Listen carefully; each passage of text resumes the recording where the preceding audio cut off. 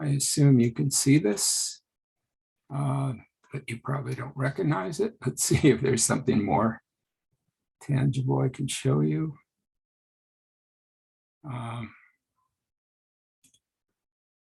Maybe this. Yeah, this might be something that we did last time we were together. So we made an example of a three-state Markov chain having these transition probabilities.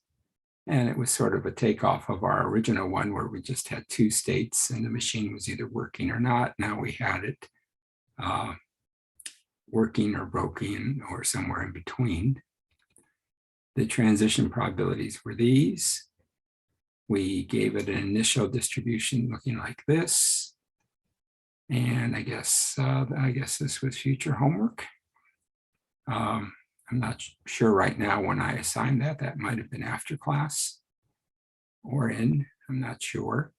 And I think the questions were, what was pi 1, what was pi 2, and what was pi 5? Yeah, I believe you did that during office hours. Okay. So yeah, this may be new for some of you. So this is fine. It's like to recap sometimes what I do in office hours for everybody. For some of you, it's a review. For some of you, it's new.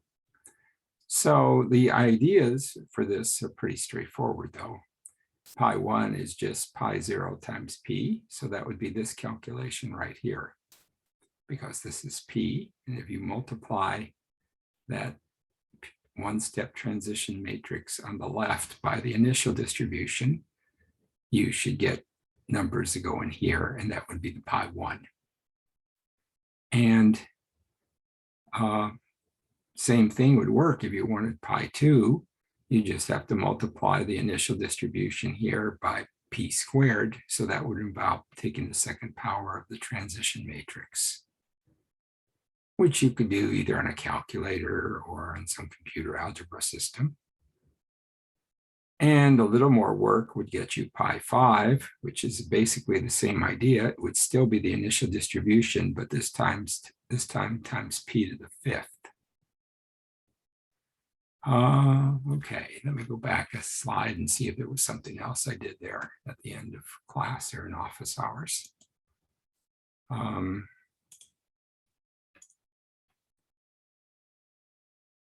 I think I was asked about eigenvalues, talked very, very briefly, if at all, about that. I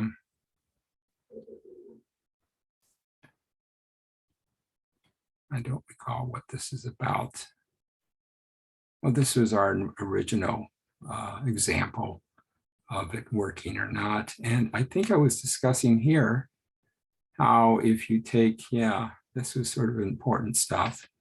If you take the second power of the one-step matrix, you actually get the two-step guys, which is pretty interesting. What's over here should have had a 2 here. And I don't know that I did much more with that. I'm going to say a little more about that right today. Yeah, the thing about eigenvalues is sort of specialized. I'll come back to that when we get there. Let's see what else there was before this. Now, I think it was this. It was going through the demonstration of what these are, the distribution at time n, and convincing you, I think, that these equations hold. So that's stuff we did. And here was a homework problem, number 12. And the main idea here were these two box formulas that if you want to get from the, you want to find the distribution at day n plus 1, and you happen to know what it was at day n, then all you have to do is multiply the p matrix on the left by this distribution to get that. And if you iterate this over and over again, you get this formula, which says you can find the distribution at day n by taking taking the initial distribution and multiplying it by p to the n. And that's sort of nice to do from a computational point of view, because most software packages that have matrices that allow you to find p to the n or do that for you. And then you just have to multiply that by this, well, in this case, something that looks like this. So you turn it into a 1x2 matrix. Okay, I hope that's enough of a review of what we did last time, just to get you back into where we are now. Let's go forward. So going forward a bit, the three-state guy I did, then this. That's a different class. Okay, so this might be a good place to build upon today. But I think in order to do so, I want to talk more about examples today. So 2 ideas today, examples and a little bit more about p to the n. So let me just go all the way to the end of the line here. And turn the page. Add a new page. See if I can add lines to it. No, it's not letting me do it, so I'll just make it bigger.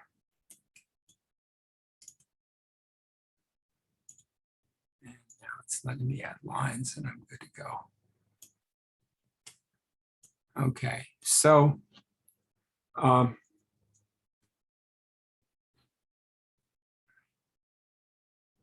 so for today, I'd like to do some more examples.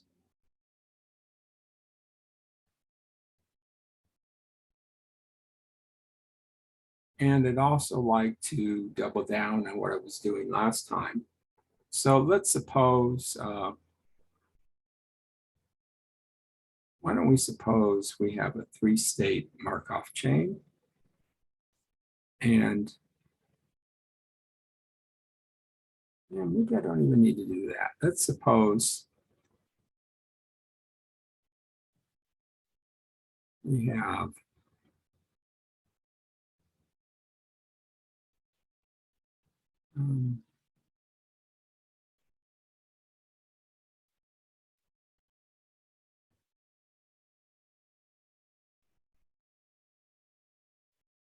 all right, I think it's easier. Suppose we have a 3-state Markov chain.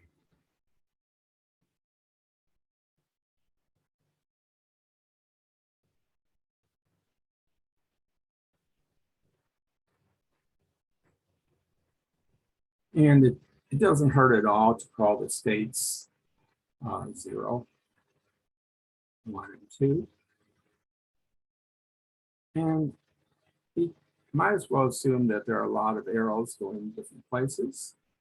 So the chance of going from here to here, in general, that would be a 1-step transition if you have such an arrow. So that would be going from 0 to 1.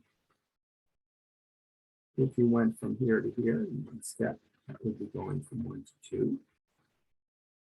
So these are the transition probabilities. Going this way would be going from 1 to 0. An arrow going this way would be going from 2 to 1. And some of the other arrows that I haven't shown yet, well, the arrow going this way, that would be going from 2 to 0 in 1 step.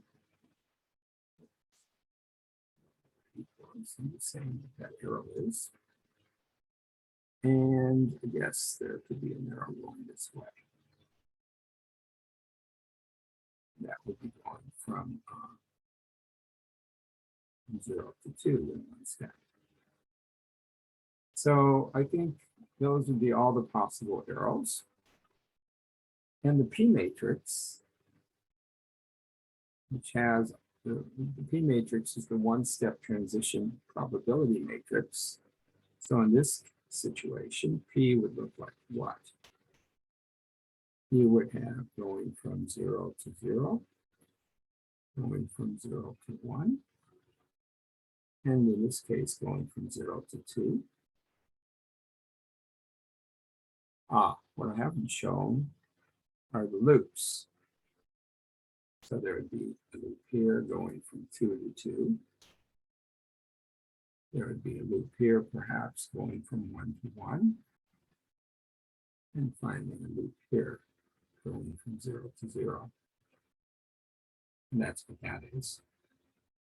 Okay, so all the places you can get from 0 are in the first row. All the places you can get from 1 are in the second row. So you can go from 1 to 0. And you can go from 1 to 1. And 1 to 2. And finally, you can go from 2 to 0. From 2 to 2, well, 2 to 1 rather.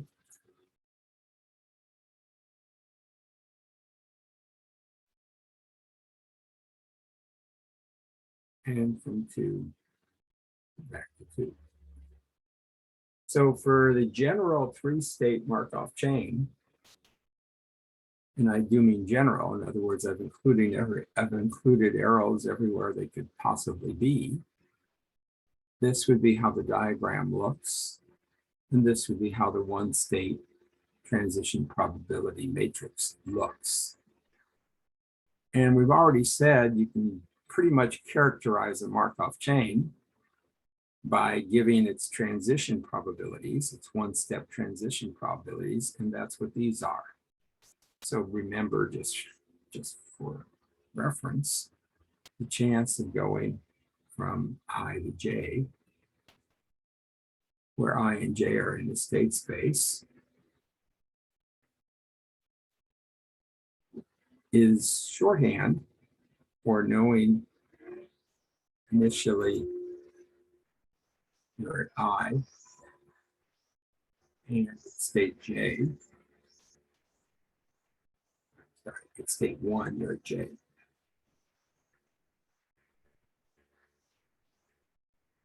So all these transition probabilities can be thought of as going from I to J in one step of time.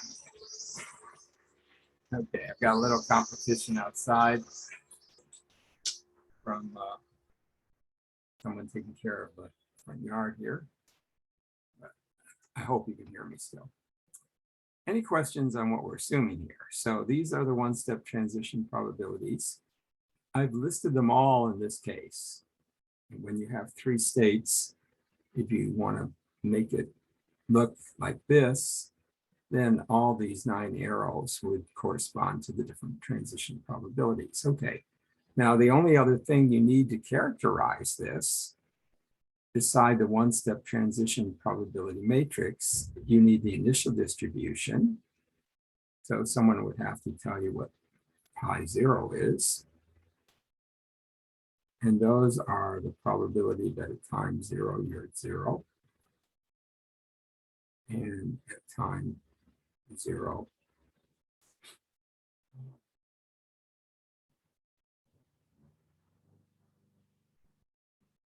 you're at 1. And at time 0, you're at 2.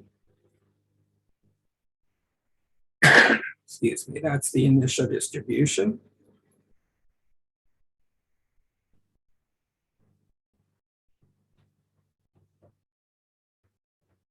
And the only other thing you have to make sure that people know is that this thing has the Markov property.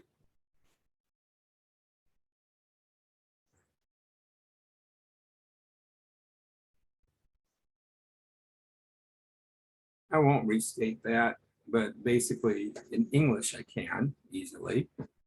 If you have all the information of where you've been over the whole range of different times, and you have a conditional probability of where you're going to be in the next day, such a conditional probability can be simplified to only depend upon the most recent location of where you were, or the most recent time. So you don't have to take the total history into account. You can just reduce it to the most recent history. Okay. Now, what I did here for the 3-state, you could do for the end state. It would just be a lot more complicated. So if I were, but I mean, you should at least envision it. If you go up to having 4 states, and if you wanted to include all transitions possible, well, that will be a 4x4 matrix having 16 entries. So you can see it jumps up from having 9 entries to 16, just because you can count all the ways you can go from any of 4 states to any of other 4 states, and that's 4 times 4 is 16. So the P one-step transition matrix gets bigger significantly. The initial distribution, you would have 1 more state to know. And again, you'd have the Markov property.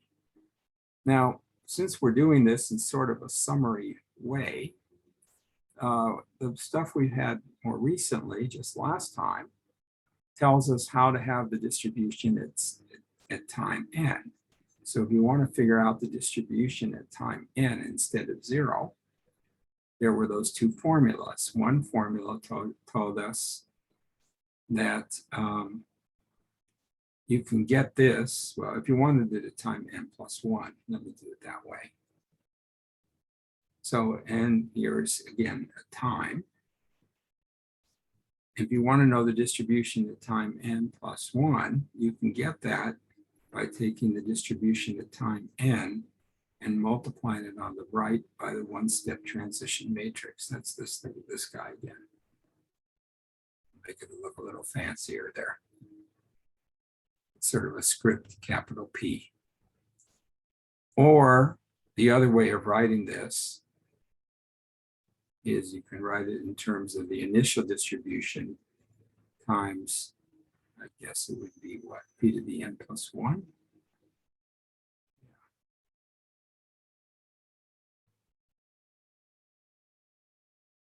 Okay, so we know these formulas as well.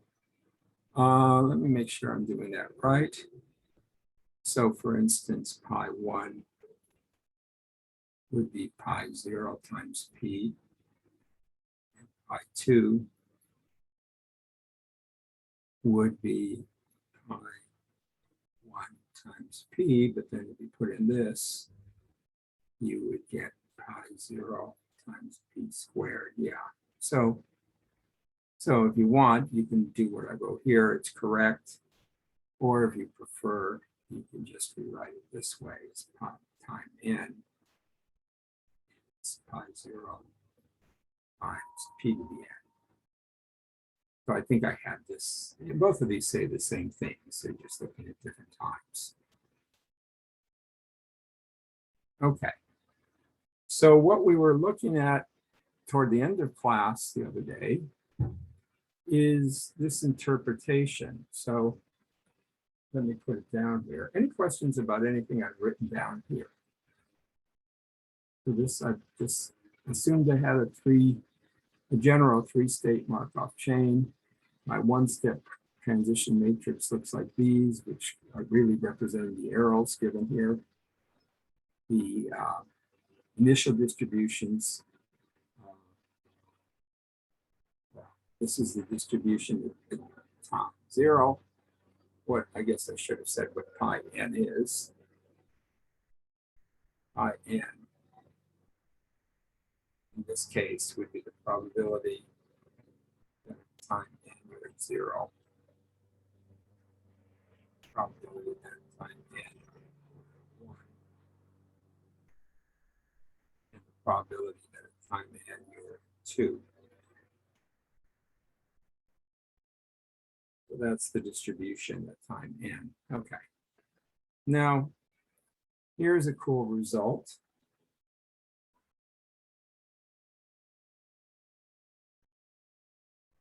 You should know. And it says, if you take the 1-step probability matrix, so again, let me make that look a little fancier. So if I take the 1-step probability matrix P and we raise it to the nth power, we can describe more specifically what it looks like inside. And again, I'm just doing this in the 3 case because it's easier to write, but you can do it in the general case of having more than 3 states. Okay, so what's inside looks like the following. It looks like the probability of going from 0 back to itself. Let me see how we're writing that. We're writing it this way. So I want to change our notation. So what you get is the probability of going from 0 back to itself in n steps. And then this would be going from 0 to 1 in n steps. And this would be going from 0 to 2 in n steps. And so forth. There's 2 more rows to give you. This would be 1 to 0. I keep doing subscripts. Don't need to do that. Going from 1 to 0 in n steps. Going from 1 to 1 in n steps. Going from 1 to 2 in n steps. Almost done. One more row to give you here.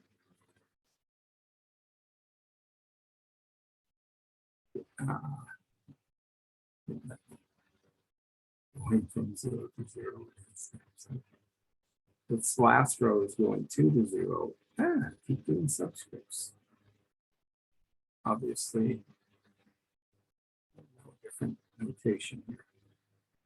2 to 0 in steps. 2 to 1 in steps. And 2 to 2 in steps. And what was over here was 2 to the n. Somehow that got erased. Okay, so that's the cool result that I had last time, and I want to return to today.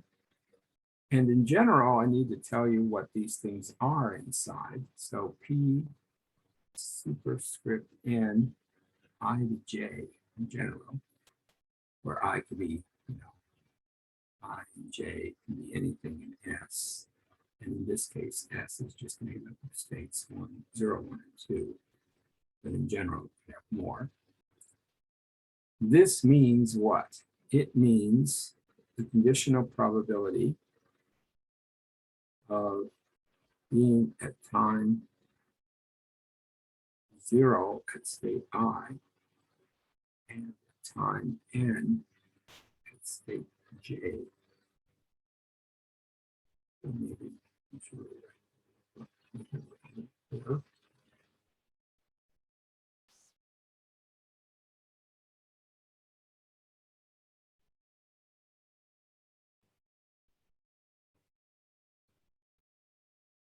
Okay, that's what these things are. So if you stare at that, it's the probability that you go from state I to state j in n steps.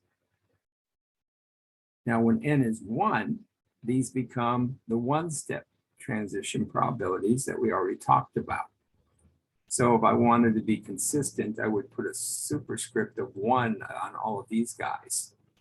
But it's not needed when you're talking about the 1-step transition probability, because it's understood you're going, when you don't put any superscript, it's understood you're going from I to j in 1 step of time, from 0 to 1.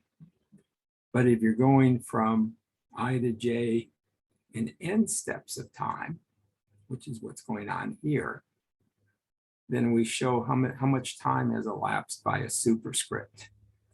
So one point is, this is a superscript. It looks like an exponent, but inside this matrix, it's not. It really means just this. This is the meaning of it. Going from state I to state j in n steps of time.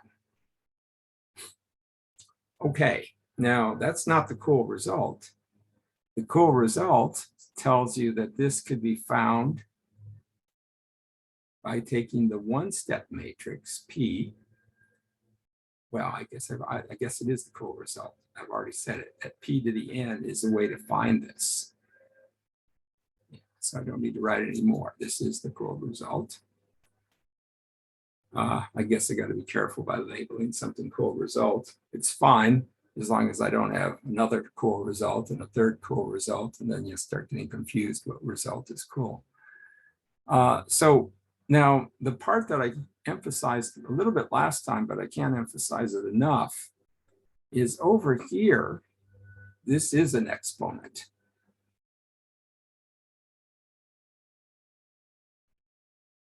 What does that mean? You're actually taking the nth power of this matrix.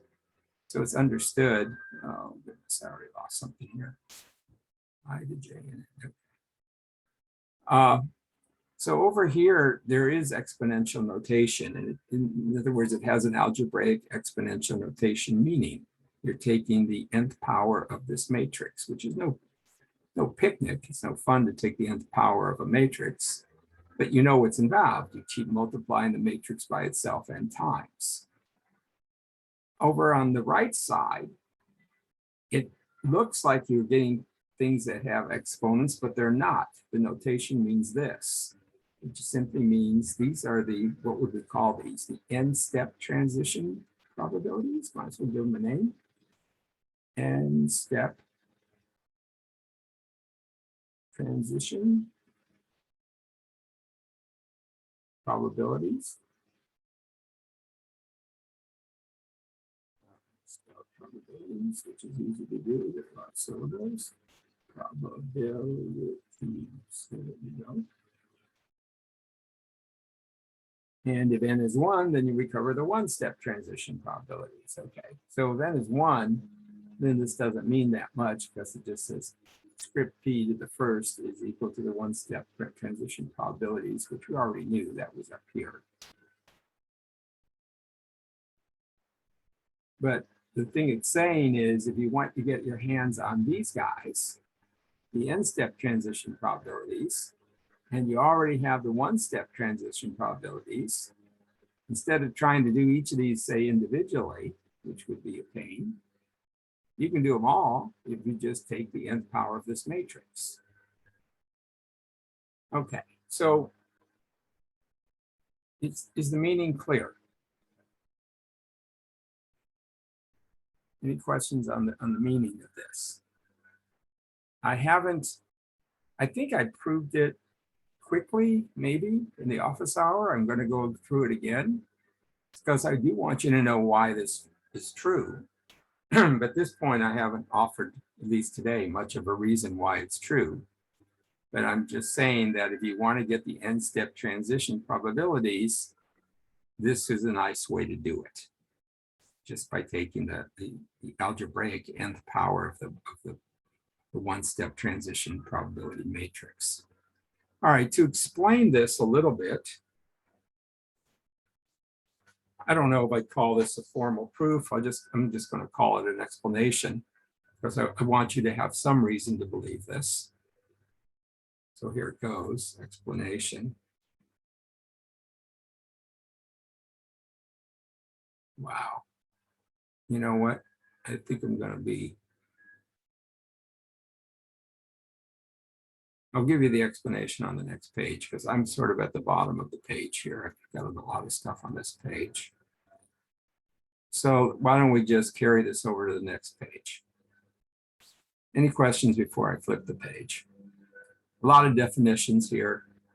And I hope you can imagine, you know, it's not easy to imagine, but it's not hard either. The ends, if you had n states instead of 3, it would be a mass of arrows going from every place to every other place. Those would be the one-step guys. All of this would make sense, but if you had more than just 3 states, it would be like, you know, say you had k states, it would be a k by k matrix in that case. All right, so let me turn the page. Put some lines on this again. All right, so here comes the explanation. Explanation of what? explanation.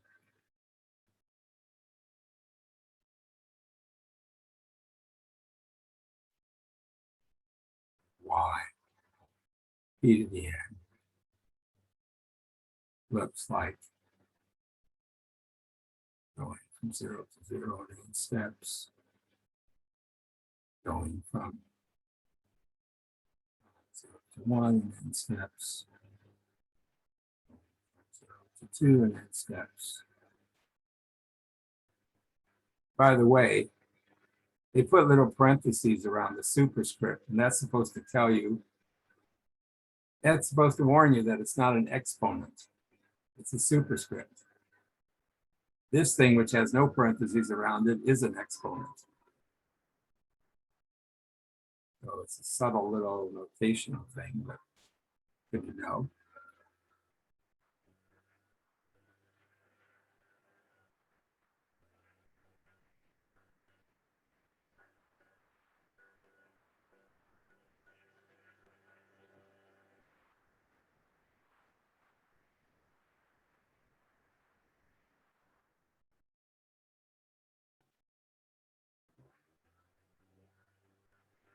Okay.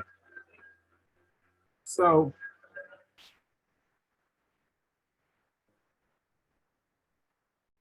let me do the explanation. I'll do the explanation when n is 3. Explanation when n is equal to 3. And you can imagine how it would look for higher powers. So what I'm trying to say is, well, what is, let's take one of the guys in here. One of the guys in there would look like the probability of going, say, from state I to state J. So I and J could be anything from 0, 1, 2 in 3 steps. Now, what does that mean? That means from the other page, we get to assume that at time 0, we were at I, and at time 3, we're at J. So we're going from I to J in 3 units of time. That's what that means. This would, instead of being the n step transition probability, it would be the 3-step in this case. But I think this is good enough to give the explanation. So, all right, what does this mean? By definition of conditional probability, this means do the intersection of these two events.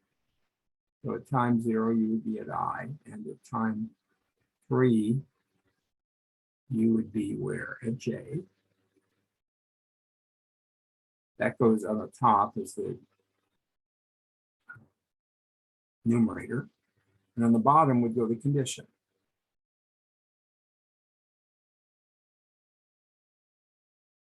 Okay.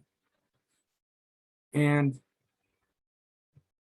the problem with this is, okay, so this is just definition of conditional probability. You put the intersection of these two events on top, and you put the condition on the bottom.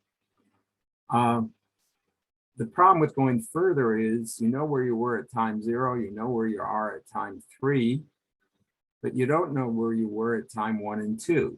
You had to be somewhere. So we can say where you were. Let's rewrite this in the following way. At time 0, you're at I.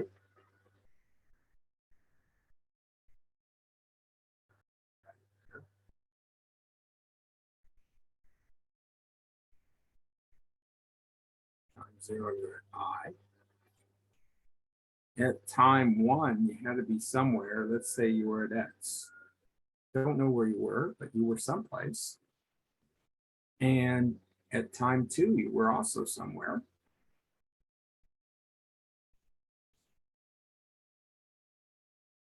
So call where you were at time 2 Y. And at time 3, you do know where you were. You were at the state J. And where you were at these 2 times, well, it could be anything. X could go from where? 0, 3. 0 to 2, there's only 3 states. 0, 1, and 2. And y also can be at any places from 0 to 2. So since we're filling in where we were at these missing times, and we're saying at these missing times, we could be at x equals 0, we could be at x equals 1, we could be at x equals 2, or, and the same thing for y, we could be at y equals 0, y equals 1, y equals 2, y 0, 1, 2, because there are only 3 states here. Okay, I'm still assuming there's only 3 states, and I had to be at some of those places. So I'm sort of filling in the missing places we were. And why are we summing? Because you can think of this, if you want to, as a big tree, probability tree. And each time you fill in where you were at time 1 and time 2, you're actually picking a branch on that tree. And you're saying that you can be on any of those branches because there was no information here about where you were at time 1 and 2. So you're sort of filling in the unknown places you could be. Okay, that's the top. The bottom's still the same, doesn't change.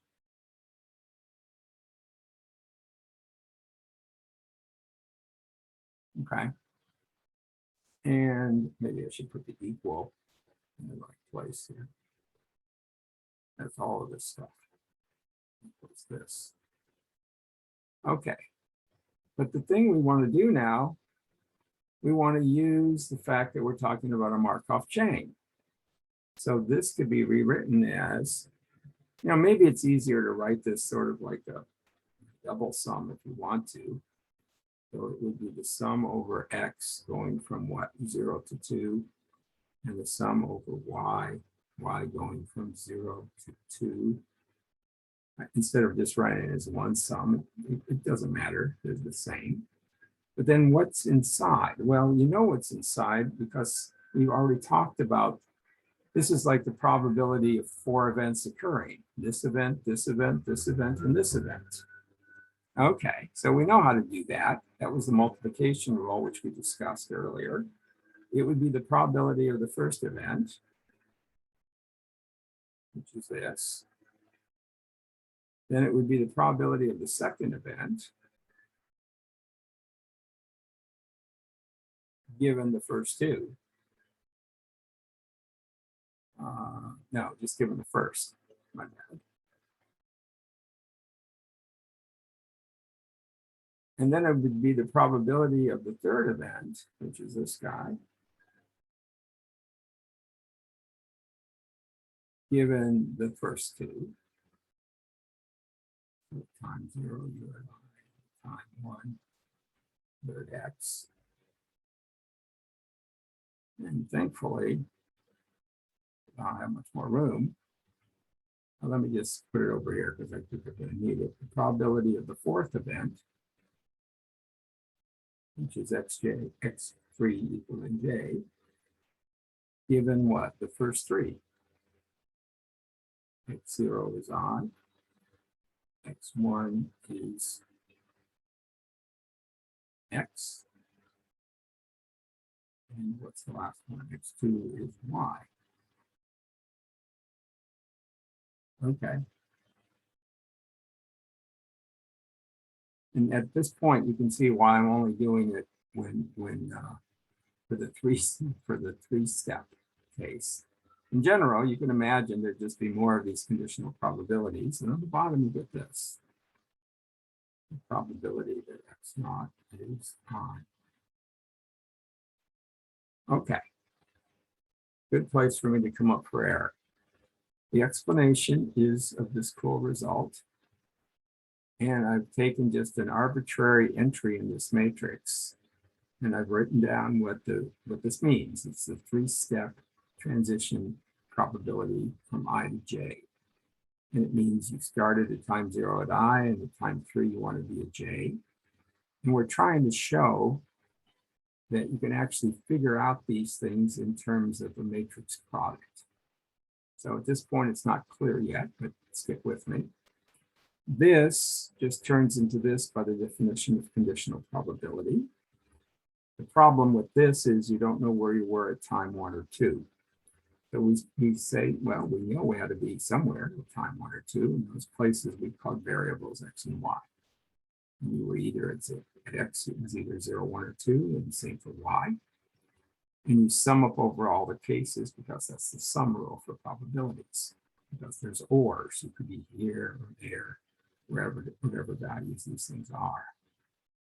Next step, this is the probability of intersection of 4 events, this one and this one and this one and this one. So we have this multiplication rule, which says find the probability of the first, find the times the probability of the second given the first, find the probability of the third event given the first 2, and finally find the probability of the last, the 4th event given the first 3. That's how the multiplication works for more than 2 events. And the bottom we just carried along.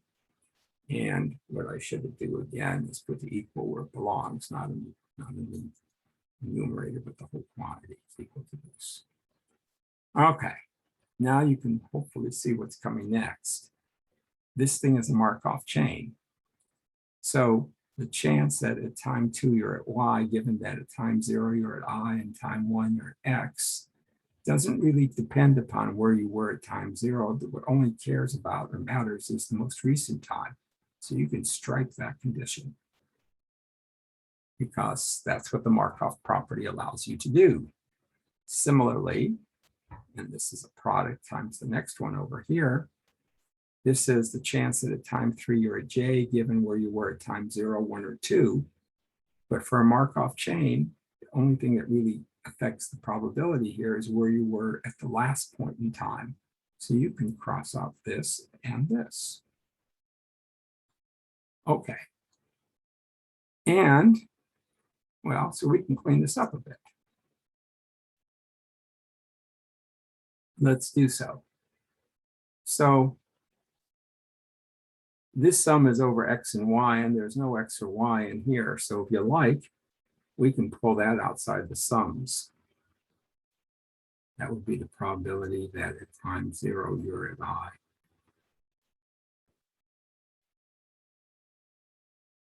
And then what's left in the sums? We still have 2 sums. One going from x equals 0 to 3, or 2 rather, and y going from 0 to 2. And this one, we could write more simply. That's just the probability of going from I to j in one step. I to j in one step.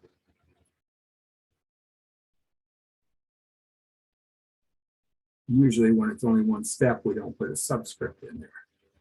We don't put a superscript, sorry. But what is this one? This is the probability from going x to y in one step. So that's right. Let me see. Yeah. This one is this. It should be I to x. To be honest here. I to x. That's where I'm going. From here, I'm going from x to y in one step. And finally, the last factor here is going from y to j in one step. Time 2, I'm at y, and time 3, I'm at j. So I'm going from y to j in one step. That's not a j, that's a comma that's grown up too fast.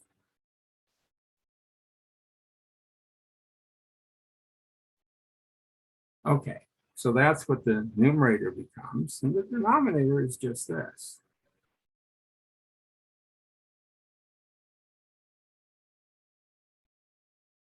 And for the third time, I should put the equality sign more in the middle there. Okay, now some good news. This and this are the same, and they're not, we're assuming they're not 0, so you can cancel it. Okay, so what's left is what we need to interpret. Let me see if I'm doing this right.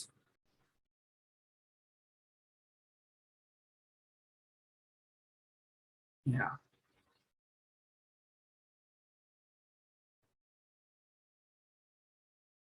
So what's left is just this double sum.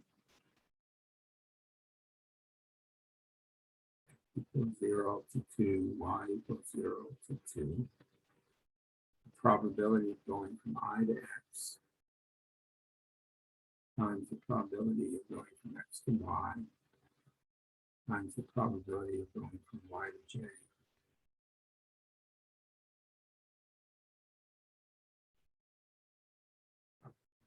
Ones that they cancel each other.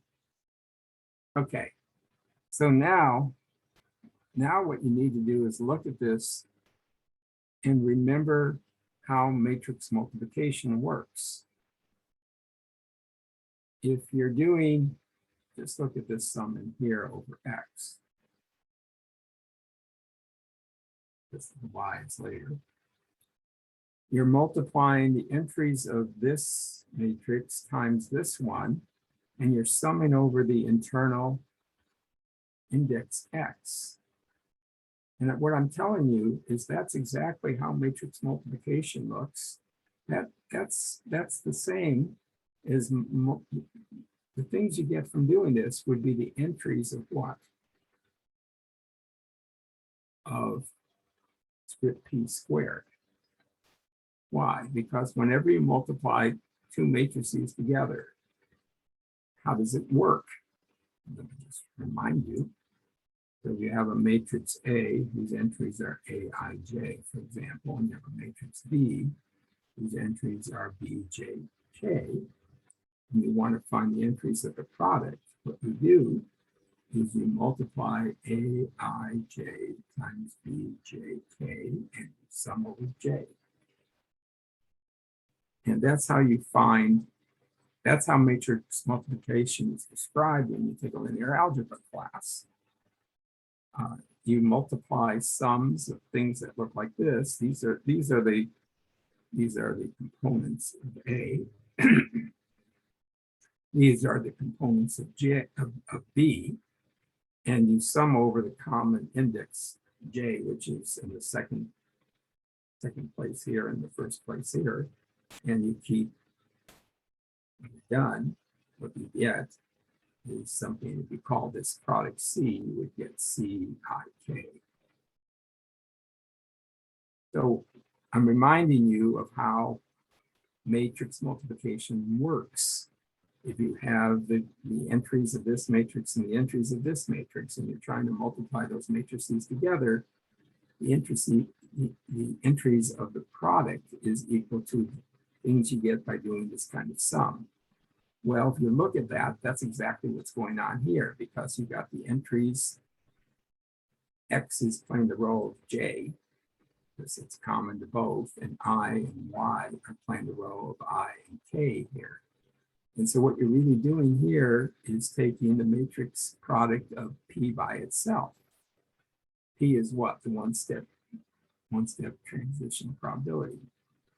And then whatever you get here, you get a new matrix, and you're multiplying that thing by this. That's the second sum. So when you're done here, what you're really going to get is something, I'll just tell you what you're going to get. You're going to get the entries of P squared, which I've already told you. And then if you take the entries of P squared and multiply them by the entries of P a second time, what you're going to get in the result are the entries of what? Of P cubed.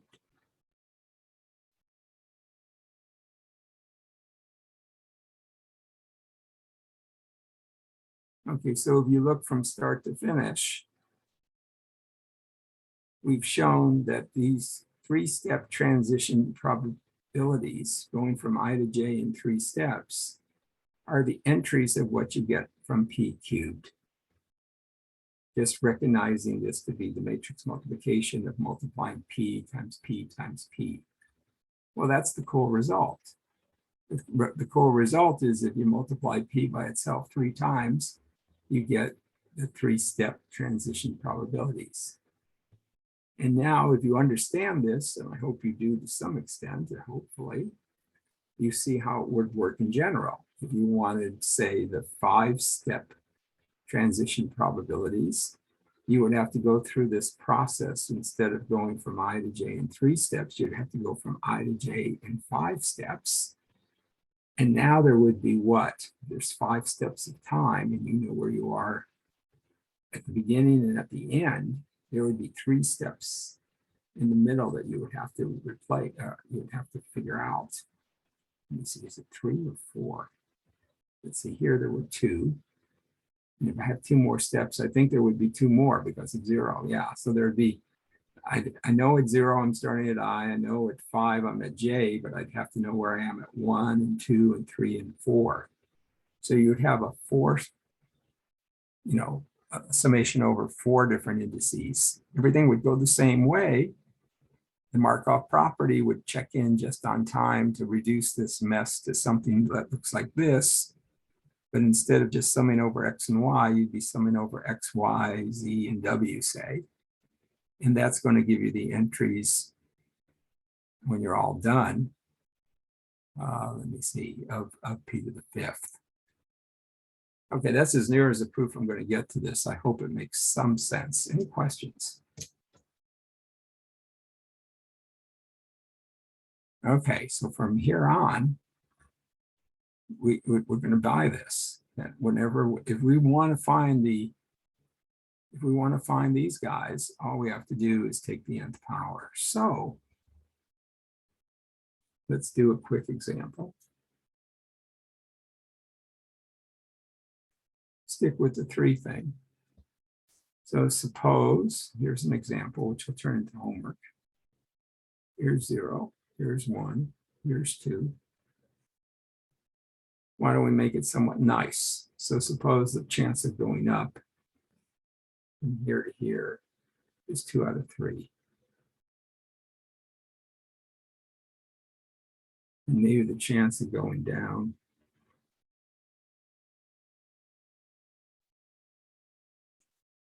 maybe make it less than 2 out of 3. How about 1 out of 3?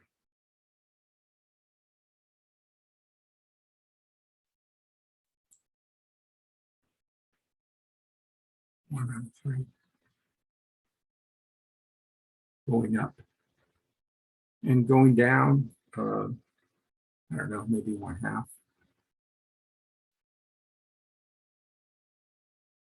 Then this would have to be something so the probabilities add up. I think 1/6 would be what it needs to be.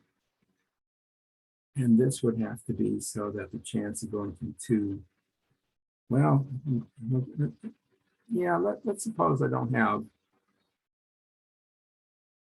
I'm going to go a little easy on this. Let's just assume it looks like this. 1/2 here and 1/2 there. Should be 2/3 here. Okay, so I've got a 3-state Markov chain, but I've got no arrows going from where? 0 to 2 or 2 back to 0. So it doesn't have all the arrows, but it's okay. It has arrows that look like this. So what does the 1-step transition matrix look like? From 0, you can go to itself with probability 2/3. You can go up with probability 1/3. You can't get to 2 in 1 step, so that's it. From 1, you can go down with probability 1/2. You could remain there with probability 1/6, or you can go up with probability 1/3. And from 2, you can't get to 0 in 1 step, so that's nothing. But from here, 2 to 1 happens with probability 1/2. And this also happens with probability 1/2. Okay, so here's the 1-step transition probability corresponding to this matrix that I just dreamed of. Okay. Suppose I want to know the probability of going from, let's say, from 0 to 1 in 3 steps. And suppose I want to know the probability of going from 0 to 1 in 5 steps. Okay. So this is homework. And I'll do this one. And let me give you an extra one, just for fun. So I'll do the easy one. Why? Because I don't have much time. And I'll leave the other two for you. Now, okay, so how would we do this one? Well, there's two ways to do it. Let me show you a way to do it that doesn't involve matrix multiplication at all. So what does this mean? This means going from 0 to 1 in 3 steps means you started at time 0 at 0. And when are you getting at 1? At time 3, you're at 1. Okay, so I'm starting over here. And I want to be here in 3 steps. How could that happen? Well, I could start at 0, stay at 0, and then go up. So let me, this is not a bad diagram. When I go up, I'll call it U for going up. When I go down, I'll call it D for down. When I loop, I'll call it L for loop. So to get from 0 to 1 in 3 steps, I could loop twice and then go up, because that would do it. Loop twice and then go up. Or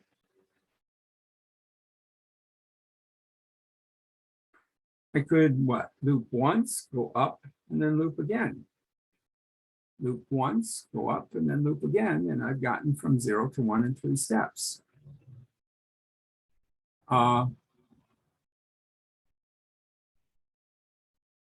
Or what else can you do? You can go up, up, and down. You get the idea? How many of them are there? I don't know. But if I wanted to know the probability of doing this, of looping twice and going up, each loop would come with a probability of 2/3. So that would be 2/3 times 2/3 times the probability going up, which would be 1/3. So the probability of this thing would be 2/3 squared times, what did I say, 1/3? Go back and still glance. Yeah. That would be the probability of this path. What about this path? Looping, going up, and then looping would be what? 2/3, 1/3, 1/6. What am I trying to show you here? That you can count the paths. Once you have a path, you can find the probability of it by just saying what's the probability of this times the probability of this times the probability of that. So to finish that thought, if you went up, if you went up twice and then went down, you'd have a third, and then a half for this one. A third, and then half. What should you do? Since there's ors, you should add these all together. What's the problem? Well, the problem is there are probably more than these. I just did 3.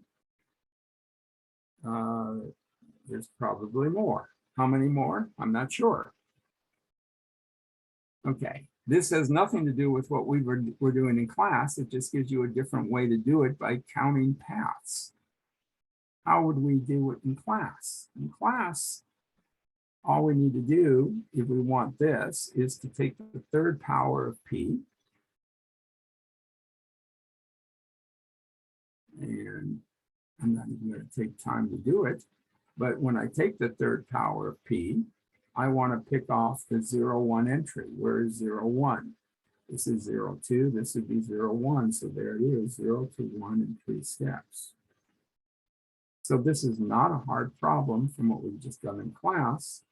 All you have to do is take the 3rd power of this matrix, which is, yeah, something you can do on the calculator or on some computer algebra system, and then pick off this entry. All right, since I'm out of time, Why don't we do it both ways? Yeah, that sounds sort of funny. Since I'm out of time, let's do extra work. But why not? Help me out. Is there someone there who could just take the third power of this matrix on their calculator? So I'm making this a team effort. Can you tell me what P cubed looks like?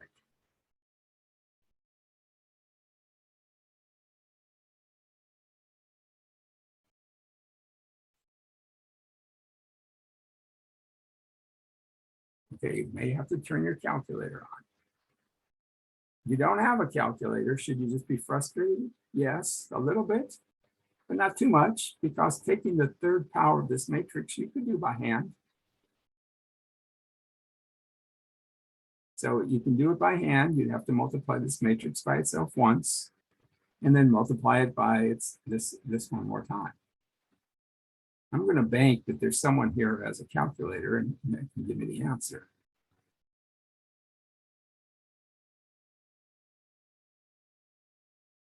Not all at once. I'm trying to put it in Wolfram Alpha right now.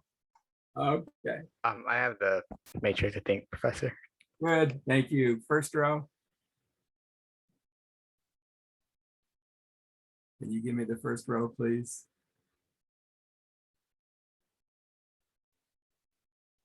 Oh, you're teasing me. You say you have it, and then now you're quiet. Can you not hear me? Hello? I couldn't hear you at all. Okay, Oh, I'm sorry. try the I first. No, always they said that. you're gone again. You're a tease. You're there and you're gone. Okay.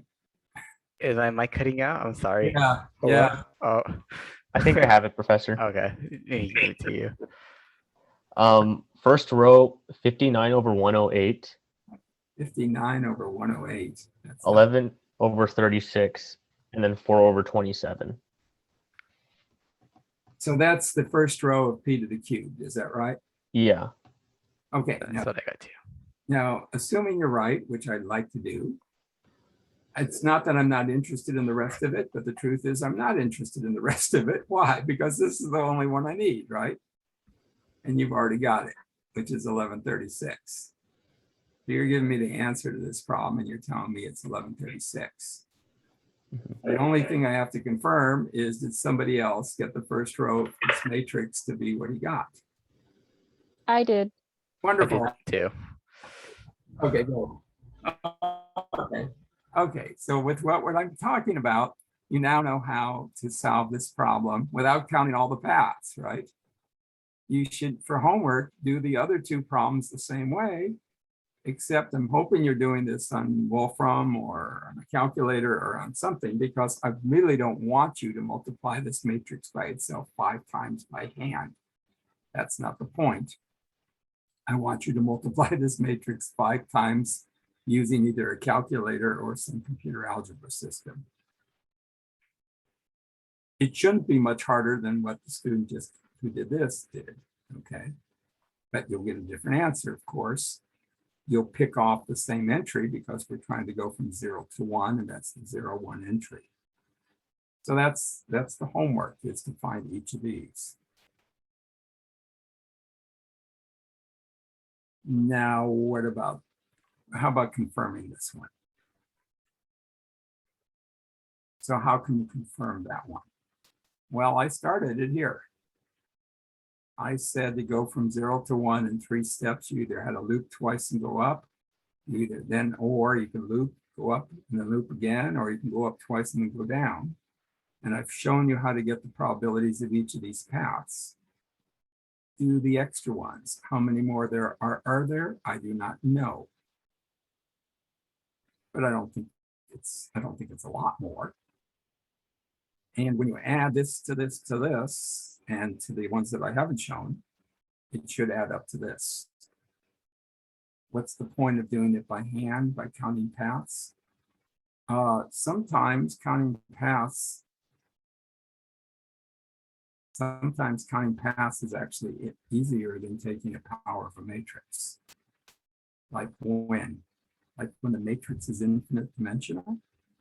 Suppose it wasn't just defined on 3 states.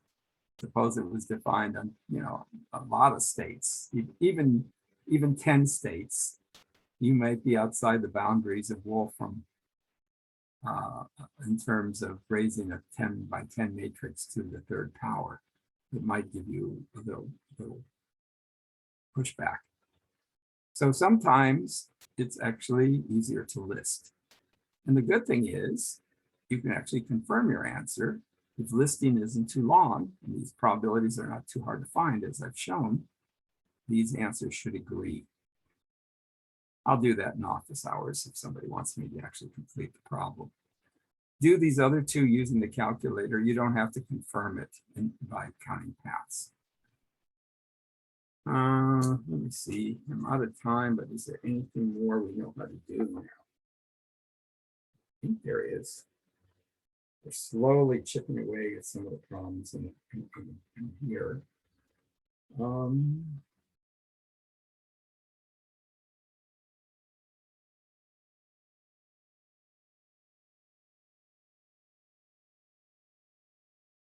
call it future homework because we're probably not quite there, but we're getting close. In addition to this homework, future homework would be problem 10 on page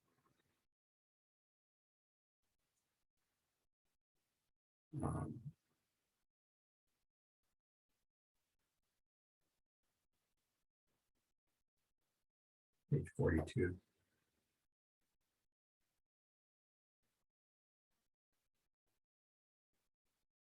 Okay. I feel a little bad because I still haven't set up my Dropbox for the homework. So for this week, if you want to send in all the homework you've done the first 2 weeks of the semester, just send it to my email. What is my email? ackrinick@cpp.edu. You can send it in today. You could send it in Saturday, Sunday. I don't even care if it's even later than that. But if you've done the work, it's 2 weeks worth of work. I think it's time for me to start collecting it. And just send it to my personal email at this point. Hopefully I'll have a Dropbox later. I haven't done it yet. Okay, Oh, wait, sorry, first, you just want like a PDF or just a pictures of the homework or whatever. whatever? Okay. Yeah, I don't know, PDF, handwritten, yeah, pictures, I don't care. As long as I can open it up and read it, okay? And you want it all in one email, right? Yeah, oh yeah, please. Yeah. I don't want one assignment, please. I'm already not happy about getting 22 emails, but I can deal with that. Yeah, don't give me daily assignments or something like that, because then I'll start getting overloaded. Just put it all in one email. And if it's incomplete, that's your issue. You can complete it more later, I suppose. But I do want you to start turning in the homework. I'm gone for the class. For those who can hang around for the office hours, that's great. I'm happy to talk more about this stuff. Even do some of the homework. And for those who can't stay, you got to go on to something else. Have a good weekend.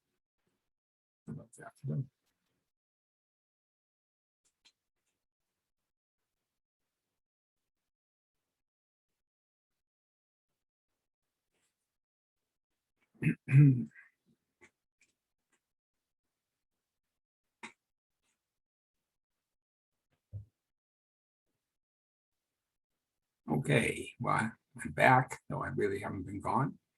Why don't I finish this one? Because I'm sort of curious myself as to what's left to do. So I think you know how to do the other two. It's mostly a calculator problem. If you don't know how to do it, then that's something to wrestle with. You need to figure out how to take powers and matrices on your calculator. I think I would do it on the calculator if I were you, because that's allowed on the test, right? So you might as well start using the equipment that you're allowed to use on the test to find this.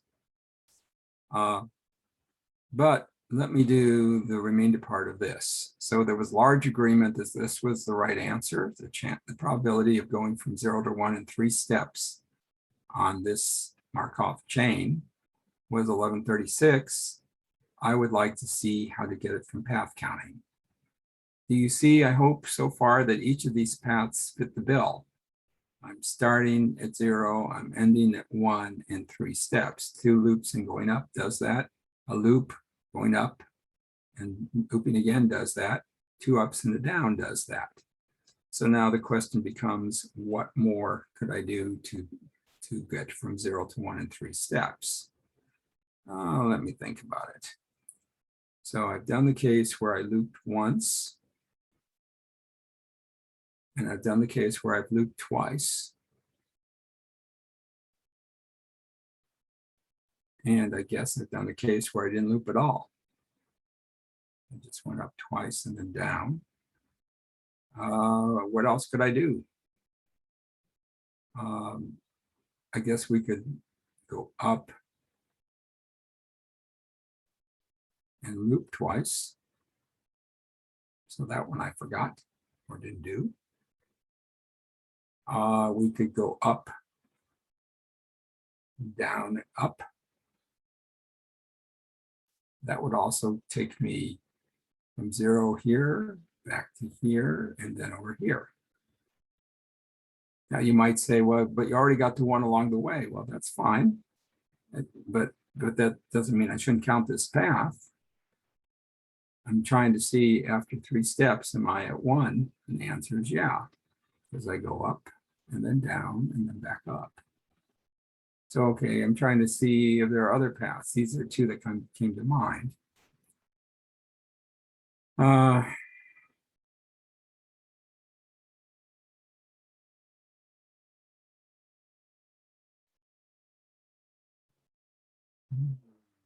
Can anyone figure out a path that I didn't count yet that does the bill? Yeah, so if I don't loop, I've got to go up. I can't go down. So my first step has got to be to be a loop or up. So if I go up, then I can go up again, and then I'm forced to go down to get there in 3 steps. So if I go up twice, this is the only way to do it. If I go up and loop, then I can loop again. And that sort of forces it. If I loop once, I can't. There's only 1 more step, so I have to remain there if I loop. If I go up and then down, then I'd have to go up again. So I don't see any other thing else possible. I think I've gotten 3 more. So let me see. How many more have I got? Let's see. I have, Triple loop, Professor. I won't get to 1. If you start at, oh wait, you just go from 0. Sorry, never mind. Yeah, I got to start at 0, got to end at 1. You follow what I'm doing? But I thought I had 1 more. It looks like these 3 I had in class, right? So let's just do these 2 and see if it adds up. So if I go up and loop twice, going up will have a probability of 1/3. Looping twice would be 1/6 times 1/6. So this would be 1/3. And then 1/6 squared. And then the last one here, going up, down, and up. I haven't counted that before, have I? No, I haven't. Going up is 1/3, down is 1/2, and up again is another 1/3. So it looks like 1/3, 1/2, and what was it, 1/3? Okay. I don't immediately see another way to do it just by counting, but this isn't too bad. There's only 5 of them. So what I would need to do is find out all these probabilities. This one looks like the denominator is 27, and it looks like 4/27, I believe. This one here, 2/3, 1/3, and it's times a 6th. The denominator is what?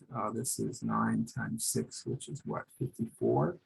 Is it 2/54? I believe. This one, the denominator is what, 18? So it's just 1/18. Only 2 more to do. This one if I can read my writing, is 1/6 squared, so it's 1/36 times 3. I don't even know what 36 times 3 is, 108. So I guess that's 1/108.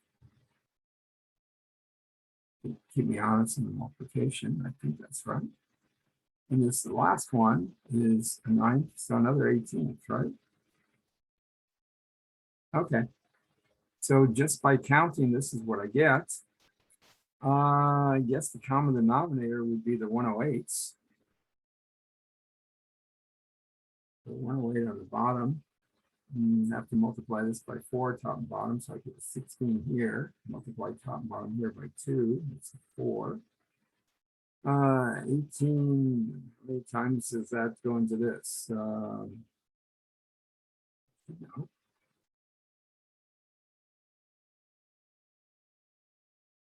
8 times 6, maybe. No, wait. So that would be 6. 6 of these. Just 1 of these, and then what? Another 6. Make sure I'm doing that right. I think it's okay. So in here I have 16 and 4 is 20. 20 and 13 is 33 over 108. That reduces to the 3 goes into this 11 and 3 goes into this, I don't know. 36. That's what we got.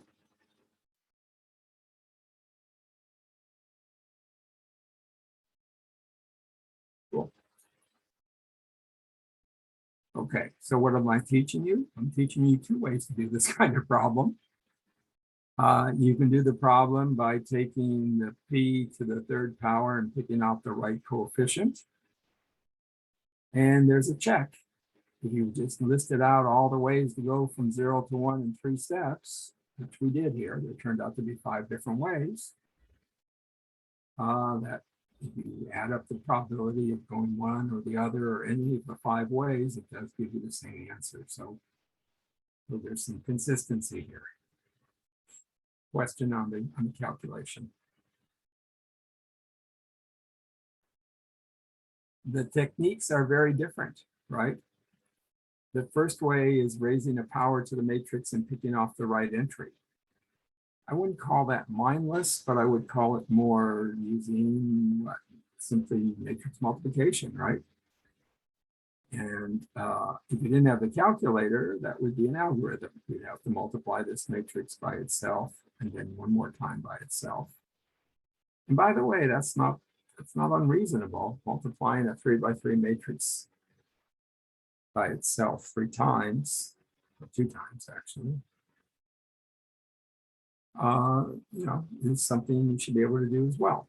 But you should also be able to do it in a calculator or just path counting.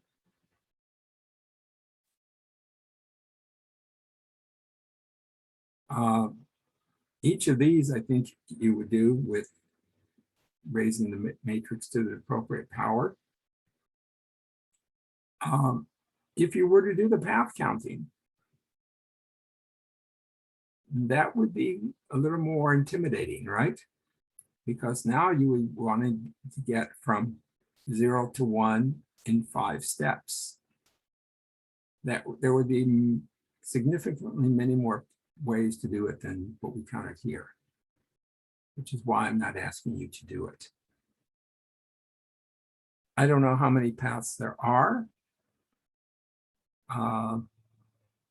By the way, I mean, the path counting, if you wanted to, I just sort of dreamed these up. But if you wanted to, you could do it in a systematic way. You can say,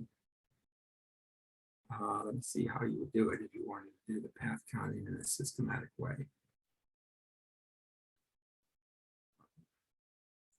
So in this case, you're starting at where? 0, right? Yeah. So if you're starting at 0, what are your choices? You could either loop or you can go up. That's basically it. And if you loop again, if you loop, the next time you have two choices, either loop or go up. And if you went up, now you're in the middle. So now you have three choices. Next time you either can go down, you can loop, or you can up again. Okay. And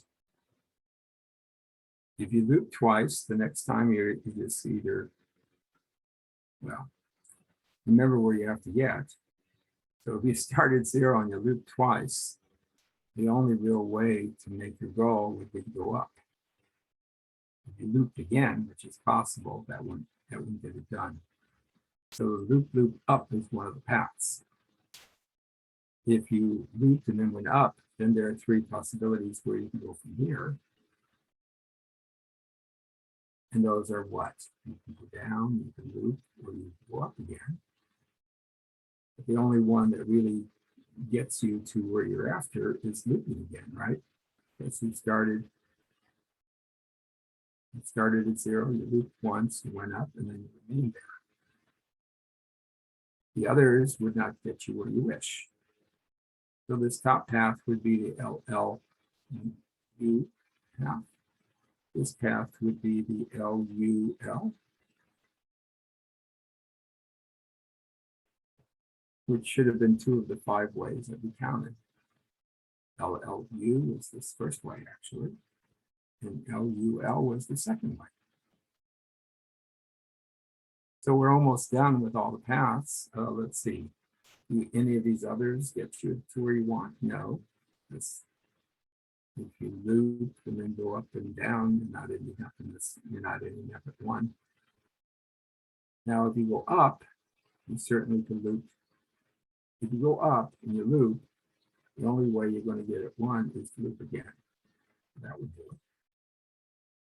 But if you went up and then down, then the only way to get to 1 would be going up next time. And if you went up twice, the only way to get to where you're after is going down. So this is giving you the other 5 ways, the other 3 ways. What am I suggesting? I'm suggesting that if you use the probability tree, that helps you counting because it sort of covers all the cases, right? And so if you really wanted to make a counting problem for yourself, if you wanted to do this one, going from 0 to 1 in 5 steps, let me see. Have I counted everything that I can do? I guess so. From if I loop, I can do up this, and from here, I can go. If I loop and go up, I can do any of 3. If I go up, there's other paths here. If I go up, I can go down, or loop or go up. I guess that's okay. But I didn't count the other possibilities here. So what I'm suggesting is if you really wanted to do the counting of paths, even for this one, maybe the tree would be a good way to do it. Just extend the tree out, 5 steps. And look at all the ways where the 5th step is where at state 1. Okay. Questions? Yeah, I have a question. Sure. Could you, where is it? Could you go back to your explanation of P of n and the entries that were in there, or P to the n? This